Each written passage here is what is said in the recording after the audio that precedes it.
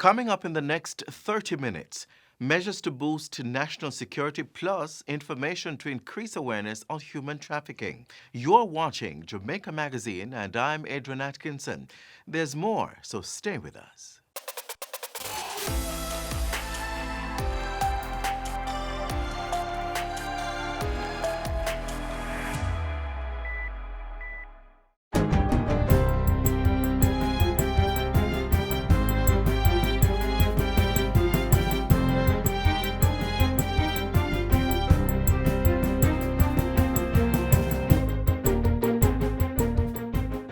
Good day, I'm Theodore Henry, and this is your JIS News for Thursday, September 24. Government will be spending $1.7 billion for the overall purchasing of electronic devices, including tablets and laptops, for teachers and students at the primary and secondary levels. eLearning Jamaica will distribute 40,000 tablets among grades 4 to 6 students and 25,000 of the devices among grades 10 to 13. Approximately 240,000 students on the Program for Advancement Through Health and Education, PATH, will benefit from this initiative. Education Minister Favour Williams has confirmed that 25,000 teachers have already received tablets, and the ministry is now looking at ways to cover the internet cost for devices that it has distributed. In terms of affordability, the ministry is discussing what's called reverse billing with the carriers for access to the learning management system, and this will be applicable to students with devices and connectivity. So the ministry will be looking to pay the cost of students and teachers utilizing the learning management system. Education Minister Favour Williams was speaking on Tuesday at a digital press briefing. She reminded parents and teachers that there are many zero-rated educational websites that do not require a data plan to access them. Still on education, Portfolio Minister Favour Williams is imploring schools not to demand or pressure parents to pay contributory fees. This is largely due to the fact that there will not be a physical reopening of schools. Instead, Minister Williams suggests that parents use the money to purchase electronic devices, books, and data plans for online learning. Parents have been raising concerns regarding parental contribution to schools.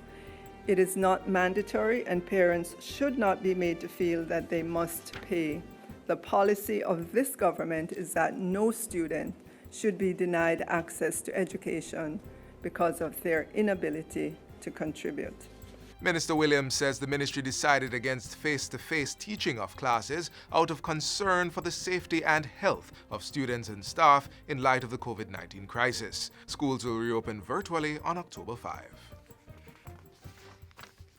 Tourism Minister Edmund Bartlett says the development of rural communities is a critical component in reviving the tourism sector. He asserts that in living with COVID-19, tourism players must strengthen their linkages within the rural areas in order to remain sustainable. Mr. Bartlett was addressing the significance of World Tourism Day 2020, being commemorated this Sunday under the theme Tourism and Rural Development. Our focus for Jamaica is going to be on driving education, information, and to empower our rural communities to, one, respect the importance of health as the center of their own future development, and secondly, to facilitate economic development that must go in tandem with it. Mr. Bartlett was speaking at Tuesday's JIS think tank session. World Tourism Day precedes Tourism Awareness Week, which is slated for September 27 to October 3. Among the virtual activities for the week is an expo on September 30 that will showcase cultural, craft, and manufactured products made by rural citizens. Then on October 2, the ministry will host a webinar with a focus on deepening the tourism linkages. All events will be streamed on the ministry's social media pages. Persons in vulnerable communities are to receive birth certificates as the Registrar General's Department, RGD, and Jamaica Social Investment Fund, JSIF, expand its operation certification program. This expansion becomes possible through JSIF's contribution of 30 desktop computers and 4 laptops to the RGD. Chief Executive Officer of RGD, Charlton McFarlane, says the partnership with the JSIF will improve the well-being of Jamaicans and strengthen the RGD's birth certification system. The equipment being handed over today will be distributed across several key departments, but I assure you, Managing Director, that they will be directly linked to facilitating the other aspects of the work of this partnership and ultimately reaping success for the overall ICDP project.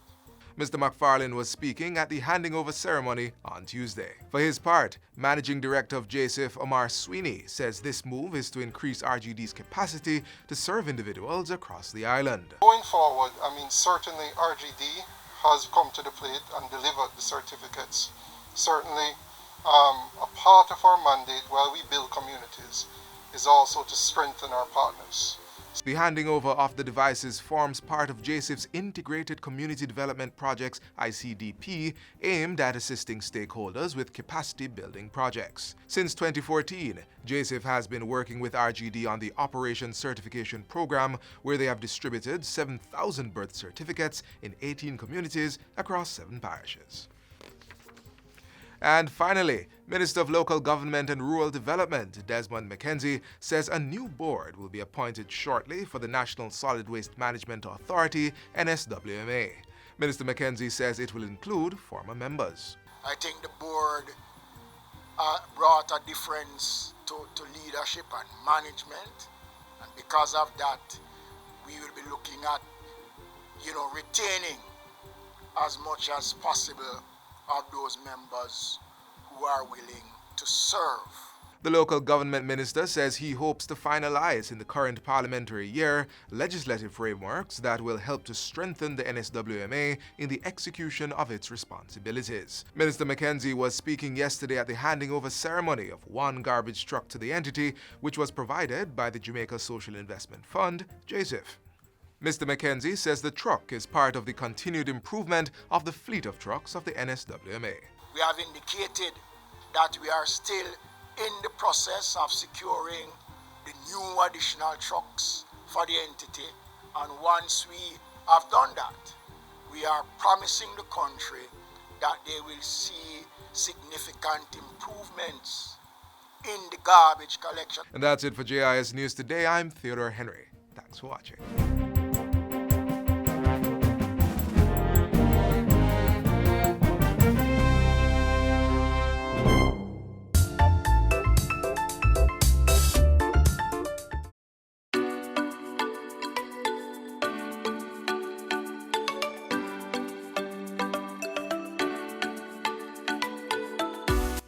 The impact of climate change is far-reaching. The summers are getting warmer and the winter months are becoming increasingly colder. It is with this in mind that the government of Jamaica is playing its part to manage the impacts of climate change. Through a collaboration with the United Nations Development Programme, preparatory activities are underway to enable Jamaica to ratify and implement the 2016 Kigali Amendment to the Montreal Protocol on substances that deplete the ozone layer. The Montreal Protocol fulfilled the objectives of the Vienna Convention for the protection of the ozone layer. It is a global environmental agreement originally signed in 1987 by countries across the world and ratified by Jamaica in 1993. This agreement seeks to phase out the use and production of ozone-depleting materials, such as chlorofluorocarbons, more commonly known as CFCs. CFCs were invented in the 1930s for use in the refrigeration sector and as propellants for aerosols. Increased consumption of refrigerants in motor vehicles, refrigerators and air conditioning units, as well as foam insulation, resulted in damage to the ozone layer, which is the protective shield that protects the Earth from the harmful rays of the sun. Damage to the ozone layer can cause devastating harm to human life, health and the environment. As time progressed, newer refrigerants such as hydrochlorofluorocarbons, more commonly known as HCFCs, were introduced as alternatives to CFCs. These substances were seen as less likely to damage the ozone layer. With the advent of the technological era, studies showed that HCFC is a powerful greenhouse gas that contributes to the depletion of the ozone layer. Even later still, it was determined that while HFCs were not considered to be ozone depleting, they too were powerful greenhouse gases that contributed to global warming, which intensifies climate change. With this new information, countries sought the best alternatives to ensure the protection of the ozone layer, being mindful of the effects of climate change. By 2007, countries around the world agreed to advance the phase-out of HCFCs by the year 2040. As work continued for a cleaner, healthier environment, the Kigali Amendment to the Montreal Protocol added HFCs to the list of controlled substances to be phased down. The amendment was agreed on in 2016 and became effective in January 2019. This amendment is seen as a significant tool in the fight against climate change. As of November 2019, 81 countries have ratified the amendment and have agreed to control the production and use of HFCs by phasing down its usage by 80% by the year 2045. Under this amendment, the use of modern, more environmentally friendly refrigerants like carbon dioxide, propane, and ammonia are now being encouraged and will later be enforced. As part of its commitment to protecting the ozone layer and the environment, Jamaica is currently implementing the first stage of the HCFC Phase-Out Management Plan project. This project is being implemented by the UNDP through a partnership with the National Environment and Planning Agency NEPA with funding from the Montreal Protocol. Of the main achievements of the project, the three main results achieved so far includes the introduction of the 2014 Trade Order, which now restricts the importation of HCFCs based on a licensing and quota system, phasing out of the use of HCFCs in the foam sector and a significant reduction in the use of HCFCs in the refrigeration and air conditioning sector, as well as strengthening the capacity of refrigeration and air conditioning technicians in best practices through capacity building sessions, as well as the provision of personal protective equipment kits. In order for the Kigali Amendment to take effect in Jamaica, it has to be ratified. Before this can happen, laws have to be reviewed and amended as necessary. Additionally, a licensing and quota system for the importation and consumption of HFCs, similar to that of HCFCs, has to be created. 4 steps are required in the ratification process. Currently, Jamaica is at step 1, and consultations are now being held to prepare a cabinet submission. Once approved, the country can move to the preparation and enactment of laws. This is followed by the preparation of another cabinet submission for ratification, and finally, depositing the instrument with the United Nations, after which Jamaica becomes bound by the treaty within 90 days. You may be wondering how this affects you. For persons in the refrigeration and air conditioning sector, get ready to make the unavoidable switch to more environmentally friendly refrigerants and reduce the use of substances that contain HCFCs and HFCs. This will lead to a safer and healthier environment for all. The general public and consumers also stand to benefit from cost savings. Newer appliances and vehicles coming into the country, some of which are already here, will be equipped to use these modern, more environmentally friendly refrigerants. The time is now to make the switch to protect the environment. So join us in helping to achieve the Sustainable Development Goals. Jamaica, on the road to ratification of the Kigali Amendment.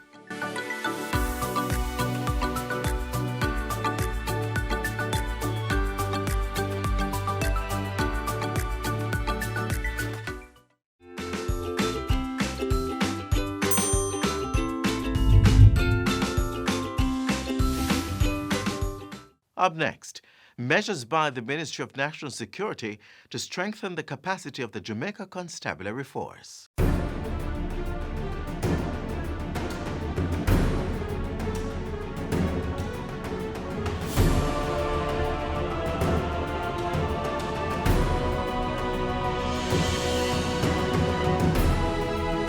The police car remains one of the most important assets in the maintenance of public safety in our society. This fleet represents the continued thrust to modernize our police force. These vehicles are modified in a way that takes into account our terrain, our circumstances, and the requirements of policing in Jamaica. Along with other technology, we have been able to be more responsive to the needs of the public, which has supported us in taking on the new tasks and roles associated with the COVID-19 pandemic, even as we remain committed to our normal policing duties.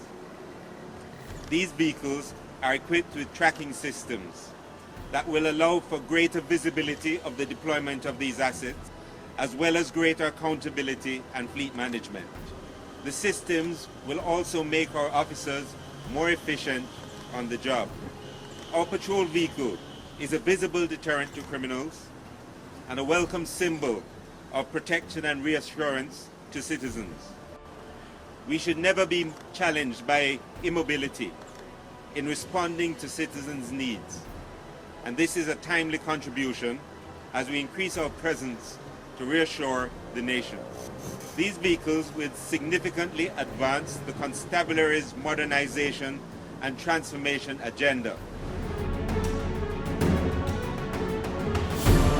There are 33 new bikes to come as well, because the bikes are a critical part of what we do, but all that reflects a continuing commitment to ensure our security forces is effectively equipped, efficiently positioned to deal with the kind of crime we have in modern Jamaica. This government is committed to providing an effective security apparatus for the country, and this is symbolic of what we want to do.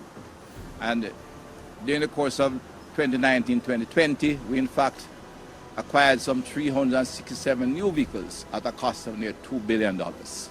That was the commitment of this government to continue with the development of the Jamaica Constabulary Force. In addition to the mobility, we have a whole new formation devoted to technology, which is important, as I said, in going forward, because without modern technology, we cannot function.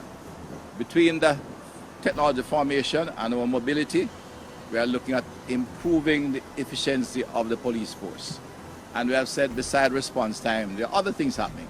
And I'm confident that as we proceed over this year and into the next, we maintain our commitment to giving the police force the resources they require and begin the process of expanding the numbers as we expand our training facility. The country can take comfort. We will overcome the disease of crime as well as the disease of COVID-19.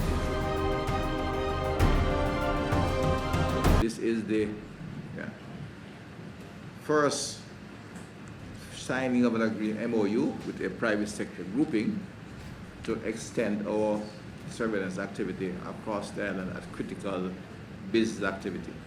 The JGRA commends the Ministry of National Security and the Jamaica I team on this initiative to make Jamaica a safer country. We as an organization are ready to implement this program with our members and encourage the entire industry to get on board with this initiative. It is noticeable that in the last year in particular, we have seen significant increase in events targeting air business activity, which operates with a heavy cash load on a normal basis. So gas stations, supermarkets in rural Jamaica, and money transfer stations are prime targets for criminals who are focused on getting ready cash. In order to ensure we have significant reduction of this kind of activity crime, we have to identify, apprehend, and prosecute the criminals involved. That is the surest way of ensuring we can stop any criminal activity. And this means ensuring that we have enough eyes to identify the individuals. In addition to the need for first-person affidavits, we have developed the Jamaica program, which is extending our capacity to survey section of the island on a much more extensive basis. The entire system, the core of the system, is now in place, and we are now looking at expanding and developing partnerships with several of our private sector business groupings. We further encourage other private sector entities to come forward and engage the Jamaica I with the aim of working together to reap the benefits of a lower crime rate in Jamaica. And we see this partnership as a next logical step to ensure that we support the country's fight against criminal elements.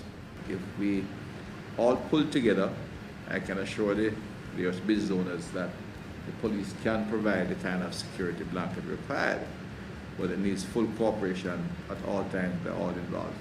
So again, let me commend the Jamaica Gasoline Retailers Association for initiating this event, and we look forward to expanding this to other challenge areas throughout Jamaica.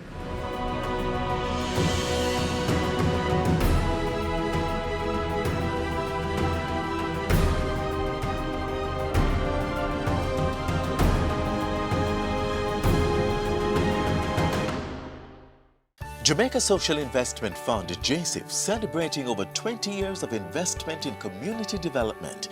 JSIF has forged relationships with international funding partners as well as private and public sector entities. Let us continue to invest to reduce vulnerabilities. Let us build our social capital and resilient infrastructures to ensure full participation in Vision 2030. JSIF, investing for community development.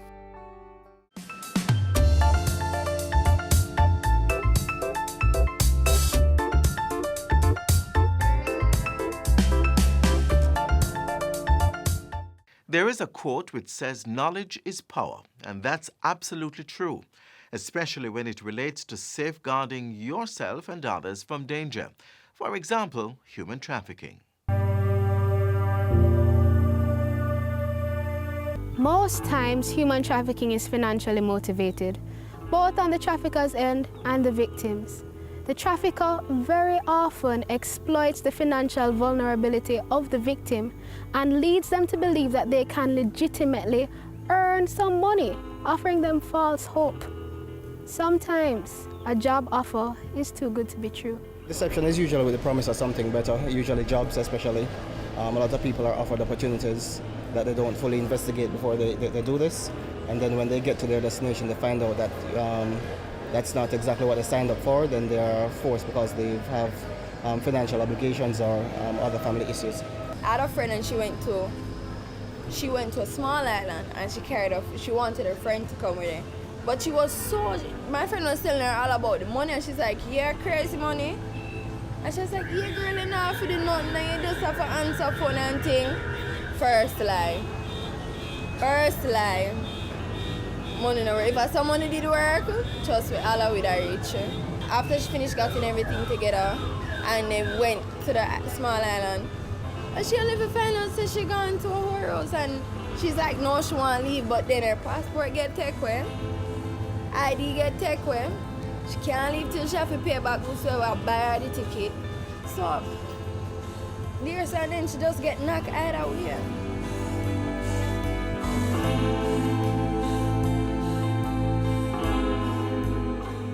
So we learned from the streets that many young, ambitious young women seem to be falling prey to these false job advertisements. We wanted to examine that theory. We wanted to see just how many young persons would be willing to respond to a vague and too good to be true ad. So we put in the Gleaner and the Star an advertisement for a young, attractive personal assistant who must be Christian-minded and open-minded. We promised her $110,000 per month. We want to see what's gonna happen. So behind me are 2 cameras in 2 separate vehicles. And we're expecting women to be responding to this ad today. Let's see what's going to happen.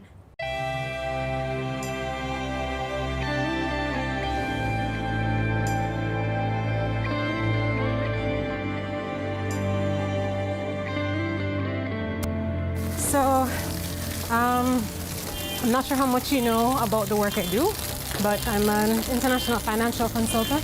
So I look at market profiles for various countries, and because different investors want to know which kind of industries and goods and services to invest in.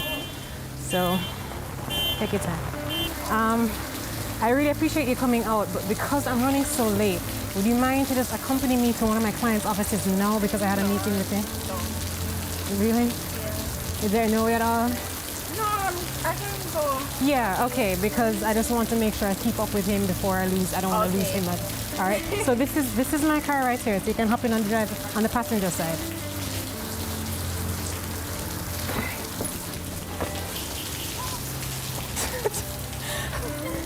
Hello. So, sorry about the confusion, but this is actually a part of a campaign to raise awareness on human trafficking.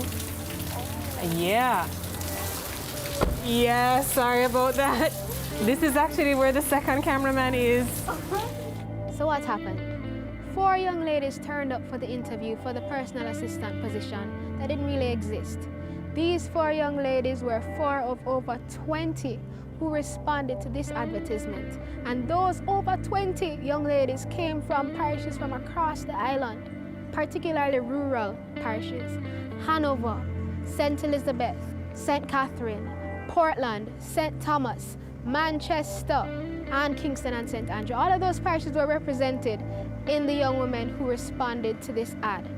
Now, we noticed that of the ladies who actually came for the interview, there were some things that they did not ask. They did not inquire as to the specific details of their employment. They didn't know what exactly they were going to be doing as a personal assistant. The second thing, they weren't certain about the details of their employer. Who exactly was this Alexandra Smith? They knew nothing about the company for which she worked either. They didn't even know the working hours. Another thing was that they weren't certain of the location. None of the girls that arrived for the interview were certain as to where it was. Now this is very dangerous, and you can see just how easily it was for those young ladies to be trafficked if we really were traffickers. They did not know where they were going. The other thing was that all of them went into the car or were about to go into the car, even though they did not know the individual and were uncertain as to why they would be going to another location for an interview or just to pick up something. These are all red flags. We want to warn our young women and young men who might be reading the classifieds in the newspaper.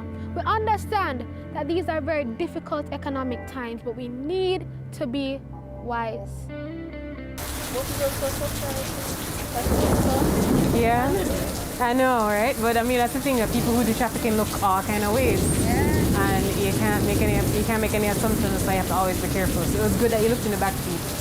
One young lady did not even have a cell phone on her. She had no means of communication with anyone should something have happened. And she was actually dropped off by a friend and did not know this area at all. So if something had happened, how would she have gotten help? It is when you're too eager to seize an opportunity without carefully considering all the pros and cons, without carefully doing your research as to how credible is this company that's advertising in the paper for persons to go overseas. How credible is this scheme that I'm hearing about that's going to make me rich in 10 days? How credible is this guy who says that, oh, he has a business on the North Coast and they just need some girls to work some tables? Take the time to do your research. Human trafficking is a real issue, and it affects us as young people. And as a result, we have to protect ourselves. Young lives matter. I matter. You matter. Let's work together to end modern-day slavery. Traffic blocking begins with you. This is where our journey ends, but only for today. Do join us again tomorrow when we'll bring you another informative program. In the meantime, stay connected via our website, jis.gov.jm. And while you're online, send your feedback to Jamaica Magazine at jis.gov.jm or via tweet at JIS News. On behalf of the entire production crew, I'm Adrian Atkinson. Do take care.